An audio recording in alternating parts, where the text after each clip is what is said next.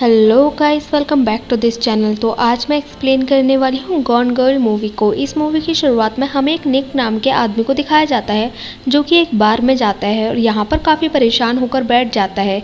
यहाँ पर हमें पता चलता है कि ये बार उसकी ट्विन सिस्टर और उसका है और इसको उसकी ट्विन सिस्टर चलाया करती थी। यहाँ पर हमें निक को बहुत ही ज़्यादा परेशान दिखाया जाता है और हमें ये भी पता चलता है कि आज उसकी 5th वेडिंग एनिवर्सरी है। अब हमें पास्ट के सीन को दिखाया जाता है जहाँ पर हमें पता चलता है कि वो अपनी वाइफ से कैसे मिला था और उसकी वाइफ का नाम होता है एमी। निक एक राइटर कम जर्नलिस्ट होता है और जो एमी होती है वो भी एक नॉवल राइटर होती है और वो बहुत ही ज़्यादा फेमस होती है। यहाँ पर जो निक होता है वो एमी की सक्सेस पार्टी में गया होता है।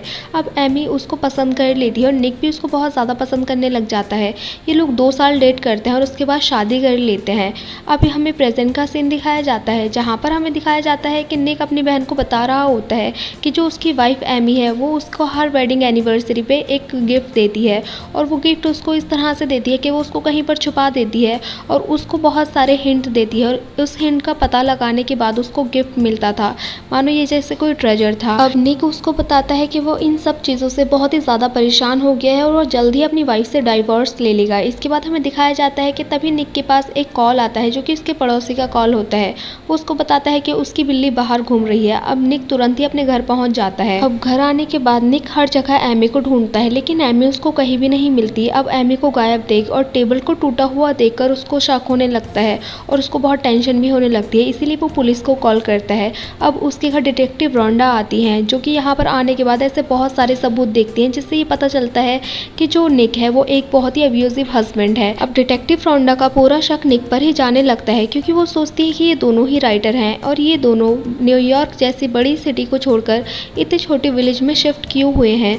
और यहाँ पर छानबीन करते टाइम उनको ये भी पता चलता है कि ये जो एमी है वो ही द अमेजिंग एमी है जो कि टीनेज में एक बहुत ही फेमस राइटर हुआ करती थी जिसके सभी लोग दीवाने थे और जो कि एक सेलिब्रिटी से कम नहीं थी, इसीलिए उनका शक और भी ज़्यादा बढ़ने लग जाता है। और ये जो डिटेक्टिव होती है वो भी द अमेजिंग एमी की फ़ैन होती है, इसलिए वो और भी ज़्यादा इस केस में इंटरेस्ट दिखाने लग जाती हैं क्योंकि अब सारे सबूत निक के खिलाफ होते हैं, इसलिए उसको इन्वेस्टिगेशन करने के लिए पुलिस स्टेशन लेकर जाया जाता है। अब पुलिस स्टेशन लाने के बाद डिटेक्टिव उससे एक एक करके बहुत सारे क्वेश्चन पूछती है लेकिन निक उनके अच्छे से आंसर नहीं दे पाता है। अब यहाँ पर जो डिटेक्टिव होती है उसके ऊपर और भी ज़्यादा शक करने लग जाती है लेकिन उनके पास कोई भी ठोस सबूत ना होने की वजह से वो निक को छोड़ देती हैं। अब जब निक यहाँ से निकलता है और जो वो होती है एमी, वो बहुत ही ज़्यादा फेमस राइटर होती है और अमेजिंग एमी होने की वजह से वो एक सेलिब्रिटी की तरह भी होती है, इसीलिए उसके गायब होने की खबर पूरे शहर में आग की तरह फैल जाती है और मीडिया भी इस बात को बहुत ज़्यादा हवा दे रही थी। वो लोग कहते हैं क्योंकि एमी बहुत ज़्यादा अमीर है इसीलिए उसके हस्बैंड ने ही उसको गायब किया है। अब निक और उसकी बहन की इस सब के चक्कर में बहुत ज़्यादा बदनामी होती है। इसके बाद हमें दिखाया जाता है कि जब निक घर वापस आता है तो वो वापस से पुरानी यादों में खो जाता है। इसके बाद हमें वापस से फ्लैशबैक दिखाया जाता है जहाँ पर हमें निक और एमी को दिखाया जाता है जो कि कुछ टाइम रिलेशन में रहने के बाद ही शादी करने का फैसला कर लेते हैं। अब यहाँ पर हमें पता चलता है कि जो एमी थी वो बहुत ही रिच फैमिली से बिलोंग करती थी लेकिन जो निक था वो एक मिडिल क्लास फैमिली से बिलोंग करता था। फिर भी ये लोग शादी कर लेते हैं। कुछ टाइम के बाद जो निक होता है उसको पता चलता है कि उसकी मॉम बहुत ज़्यादा बीमार है, इसीलिए वो न्यूयॉर्क शहर को छोड़कर विलेज में शिफ्ट होने का डिसाइड करता है। अब जो एमी होती है वो उससे बहुत ज़्यादा प्यार करती है, इसीलिए वो निक की खुशी के लिए बिना कुछ बोले विलेज में शिफ्ट हो जाती है। अब रीसेटल होने के बाद इन दोनों की जॉब भी छूट जाती है।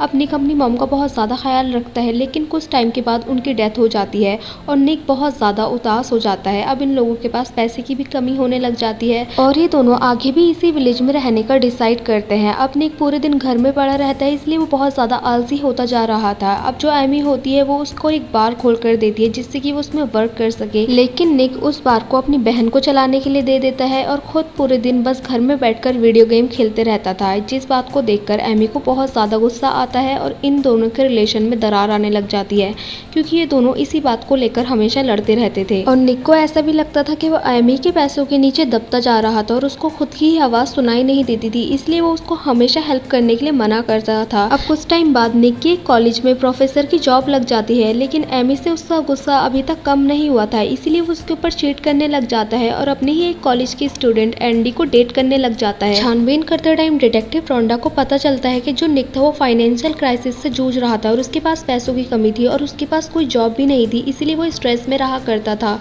अब उसको इस हालत में देखने के बाद जो एमी होती है वो इसके लिए एक बार ओपन करके देती है जो कि उसकी बहन और वो साथ में मिलकर चलाया करते थे। इतना कुछ करने के बाद भी निक का बिहेवियर एमी के लिए चेंज नहीं होता है, वो फिर भी उससे गुस्सा ही करते रहता है। लेकिन जो एमी होती है वो अपनी फैमिली को बढ़ाना चाहती थी, इसलिए वो एक बच्चा चाहती है, लेकिन निक इस बच्चे के लिए रेडी नहीं होता है। इसके बाद हमें दिखाया जाता है कि डिटेक्टिव रोंडा आसपास के लोगों से पता करती हैं और आसपास के लोगों से बात करने के बाद उन्हें पता चलता है कि एमी निक के साथ सुरक्षित महसूस नहीं करती थी, इसीलिए उसने अपने लिए एक गन भी खरीदी थी। अब छानबीन करने के बाद उनको पता चलता है कि एमी प्रेग्नेंट थी। अब जब ये बात वो निक से पूछती है तो निक को कुछ भी पता नहीं होता है। इसके बाद हमें दिखाया जाता है कि डिटेक्टिव रोंडा को एमी की डायरी मिलती है जिसमें उसने निक से खतरा होने की बात भी लिखी थी, लेकिन इस पेज को पढ़ने के बाद वो निक को गिरफ्तार नहीं करती है क्योंकि निक के लिए इतने सबूत काफी नहीं थे और सबूत चाहिए तो उसको गिरफ्तार करने के लिए। इसके बाद हमें दिखाया जाता है कि एमी जिंदा होती है और वो कहीं पर छुपकर रह रही होती है। उसने जानबूझकर ये सब किया होता है और उसने अपना पूरा लुक एकदम से बदल दिया होता है। अब हमें पता चलता है कि उसने ये सब कुछ क्यों किया। उसने ये सब कुछ इसलिए किया क्योंकि उसको अपने हस्बैंड के अफेयर के बारे में पता चल गया था, इसलिए उसने उससे बदला लेने का ठान लिया था।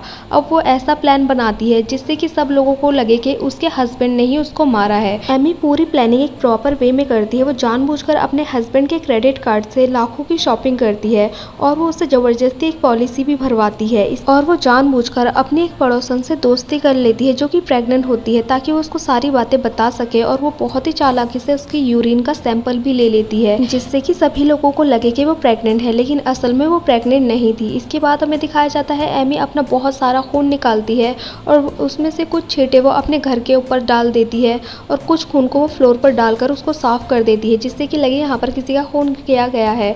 और वो डायरी में भी जानबूझकर वो सारी बातों को लिखती है जिससे कि सबको लगे कि निक से उसको खतरा है और निक उसको मारना चाहता है, लेकिन निक बस उससे गुस्सा था और वो उसको कभी भी मारना नहीं चाहता था। इसके बाद हमें दिखाया जाता है कि वो यहाँ से जाने से पहले वापस से एक ट्रेजर हंट का गेम रच कर जाती है और यहाँ पर वो ये गेम इस बार पुलिस वालों के लिए रच कर जाती है ताकि उन लोगों को सबूत मिले और एक प्रेग्नेंट औरत को मारने के लिए निक को मौत की सजा हो जाए। अब निक अपना केस लड़ने के लिए टैनर बोल्ट नाम के एक वकील से मिलता है जो कि बहुत फेमस वकील होता है, लेकिन उसकी फीस बहुत ज्यादा हाई होती है। अब निक उसको हायर कर लेता है और इसके बाद हमें दिखाया जाता है कि निक को अब तक समझ आ जाता है कि एमी उसको जानबूझकर फंसाना चाह रही है।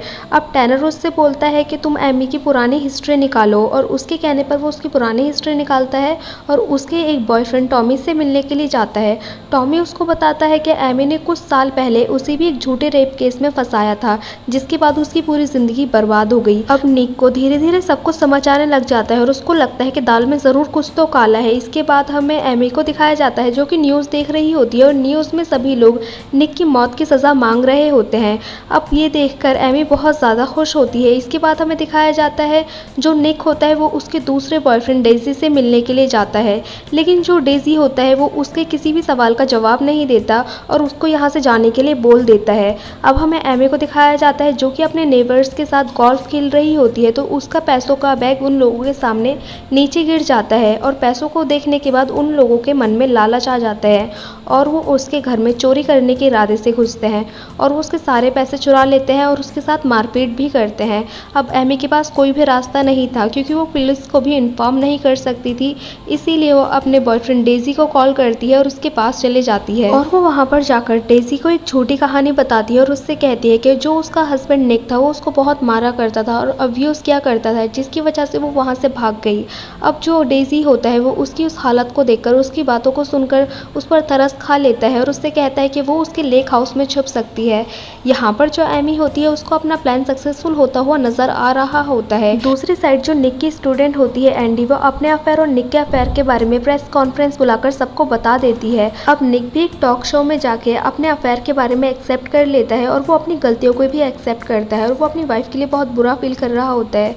वो कहता है कि मैं एक अच्छा हस्बैंड नहीं हूँ क्योंकि मैं अपनी वाइफ का अच्छे से ख्याल नहीं रख पाया और मैं चाहता हूँ कि वो जहाँ कहीं भी है मेरे पास वापस आ जाए और मैं उसके लिए बहुत बुरा फील कर रहा हूँ और वो बहुत ही गिल्टी दिखा रहा होता है, लेकिन वो ये सब कुछ जानबूझकर नहीं बोल रहा होता है। वो बस इसलिए बोल रहा होता है ताकि एनी उसकी बातों को सुने और घर वापस आ जाए और ऐसा होता भी है। जो एमी है वो डेजी के घर में बैठकर टीवी पे उसका लाइव इंटरव्यू देख रही होती है और जब वो ये सारी बातें बोलता है तो उसके मन में वापस से उसके लिए प्यार आने लग जाता है, लेकिन तभी जो डेजी होता है उसको गुस्सा आने लग जाता है और वो बुरा फील कर रहा होता है, इसलिए वो टीवी का प्लग ही निकाल देता है और इसके बाद वो यहाँ पर एमी को प्रपोज करता है। लेकिन एमी एमी उसको मना कर देती है और कहती है कि उसको सोचने के लिए थोड़ा और टाइम चाहिए। इसके बाद हमें दिखाया जाता है कि डिटेक्टिव डोना को उसके खिलाफ पूरे सबूत मिल चुके होते हैं और वो निक को गिरफ्तार कर लेती है और जेल में डाल देती है। लेकिन निक का वकील यहाँ पर आकर उसको जेल से बेल पर बाहर निकाल लेता है। इसके बाद हमें एमी को दिखाया जाता है जिसके मन में एक और प्लान आता है।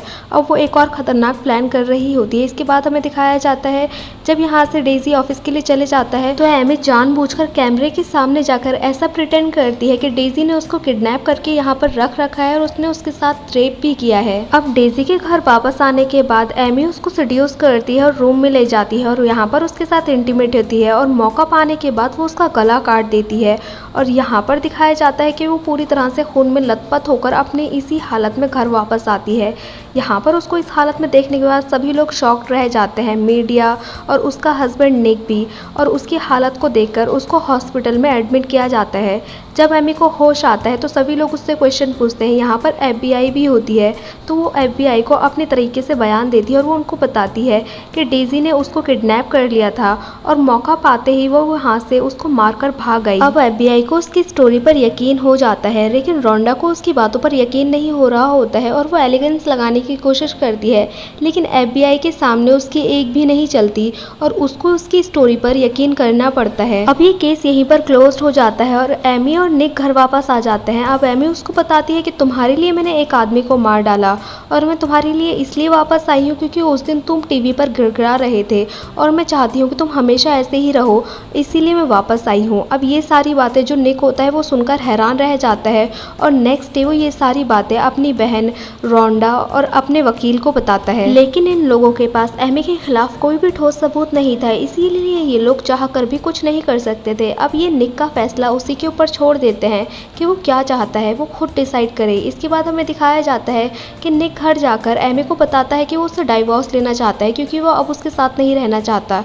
यहाँ पर जो एमी होती है वो उससे कहती है कि वो प्रेग्नेंट है और निक जो होता है इस बात को सुनकर हैरान रह जाता है और वो कहता है कि कितने टाइम से हमारे बीच कोई सेक्सुअल रिलेशनशिप नहीं रहा है तो तुम प्रेग्नेंट कैसे हो सकती हो। तो एमी उसको बताती है कि मैंने फर्टिलिटी सेंटर से तुम्हारा सैंपल लेकर आर्टिफिशियल इंसेमिनेशन किया था और ये बच्चा तुम्हारा ही है। अब जो निक होता है वो ये बात सुनकर भड़क जाता है और कहता है कि ये बच्चा मेरा नहीं है और मुझे टेस्ट करवाना है।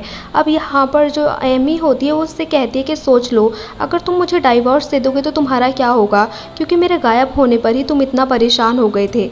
अब जो निक होता है वो ये बात सुनने के बाद थोड़ा शांत हो जाता है और थोड़ी देर सोचने के बाद वो ये डिसाइड करता है कि वो एमी के साथ ही रहेगा क्योंकि वो अपने बच्चे की जिम्मेदारियों को भी अच्छे से उठाना चाहता था और वो एमी से भी बहुत ज़्यादा प्यार करता था। इसके बाद हमें दिखाया जाता है कि जब निक की बहन को ये बात पता चलती है तो वो बहुत ज़्यादा रोने लग जाती है और अपने भाई को बहुत ज़्यादा समझाने की कोशिश करती है लेकिन वो अपना फैसला नहीं बदलता और एमी के साथ ही रहना चाहता है। इसके बाद हमें दिखाया जाता है कि ये दोनों एमी की प्रेगनेंसी को प्रेस कॉन्फ्रेंस में बता रहे होते हैं और ये मूवी यहीं पर एंड हो जाती है। सो गाइस हमें कमेंट करके ज़रूर बताना कि आपको ये मूवी कैसी लगी। अगर अच्छी लगी हो तो लाइक करें, शेयर करें और कमेंट करें और सब्सक्राइब करें इस चैनल को ऐसे ही मज़ेदार वीडियोज़ को देखने के लिए।